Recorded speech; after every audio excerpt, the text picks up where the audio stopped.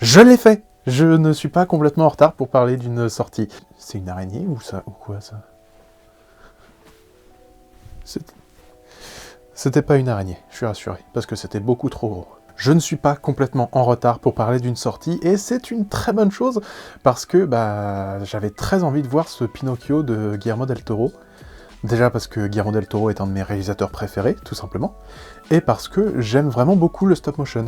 Je trouve vraiment que ça a un charme très unique, ça a un charme qui touche aussi bien à l'enfance que à ce qu'on aime voir quand on est adulte. C'est vraiment... Tout le monde peut aimer le stop motion. Donc j'adore ça. Donc je vais être très honnête, j'avais pas mal de hype par rapport à ce Pinocchio. Et du coup, est-ce que ça m'a plu? Installe-toi, prends quelque chose à boire, mets-toi à l'aise, parce qu'on va en parler maintenant. Déjà, on remarque dès l'ouverture du film quelque chose de très important pour moi, c'est que les studios Jim Henson ont participé au tournage, et moi je suis très content, parce que comme vous le voyez là, je suis un très gros fan de The Dark Crystal. D'ailleurs, merci à mon frère, hein, c'est lui qui me l'a offert. Je ne vous présente pas Guillermo del Toro, un de mes réalisateurs préférés, qui avait sorti en début d'année l'excellent Nightmare Alley. J'ai eu la chance d'aller voir le film avec mon frère au cinéma le dernier jour de diffusion au cinéma. Du coup, on était dans une salle où on n'était que 5 dans la salle. Du coup, c'était très bien, c'était très agréable. Bref, je suis un grand fan du bonhomme, mais si je suis tout à fait honnête par rapport à Pinocchio, je ne connais pas du tout l'histoire.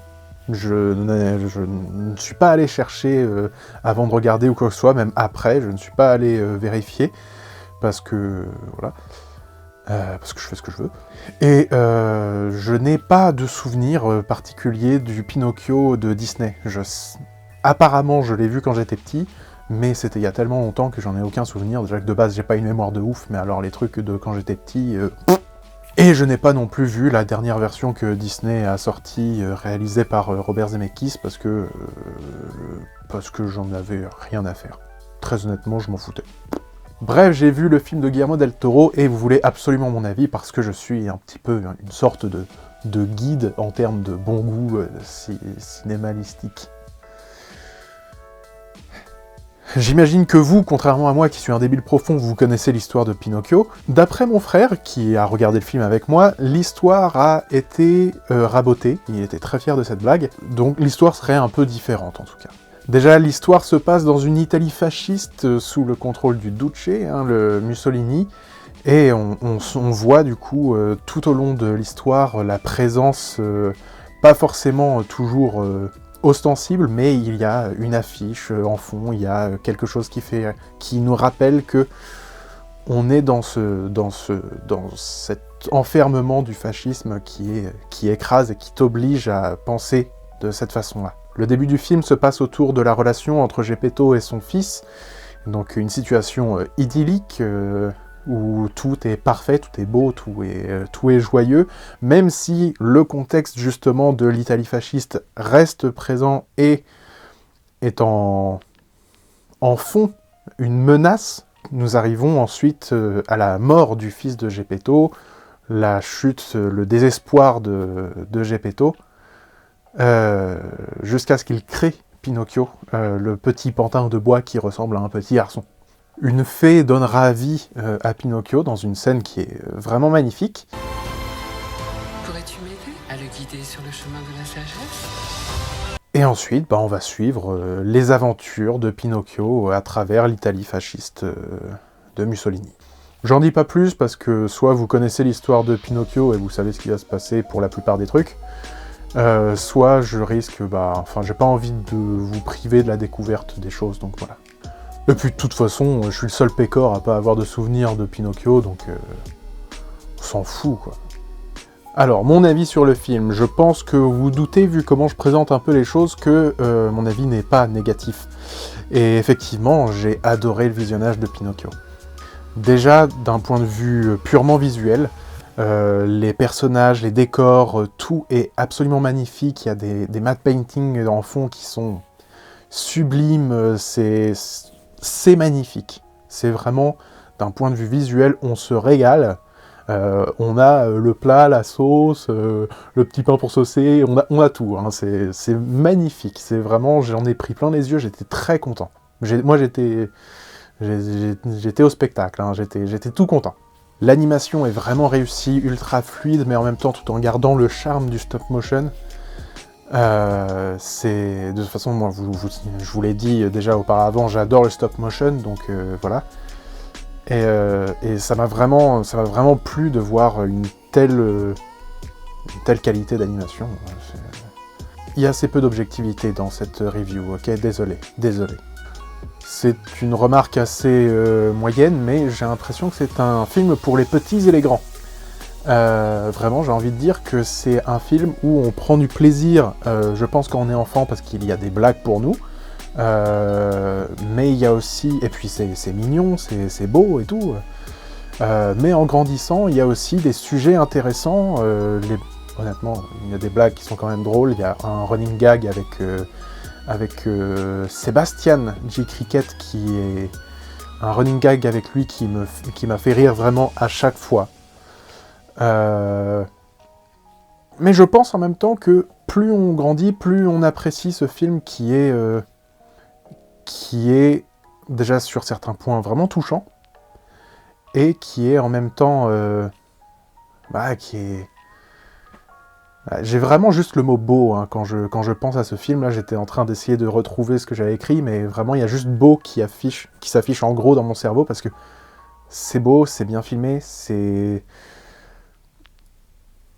La première partie du film, la première partie avec le fils de Geppetto, est intéressante, elle est touchante, elle est belle.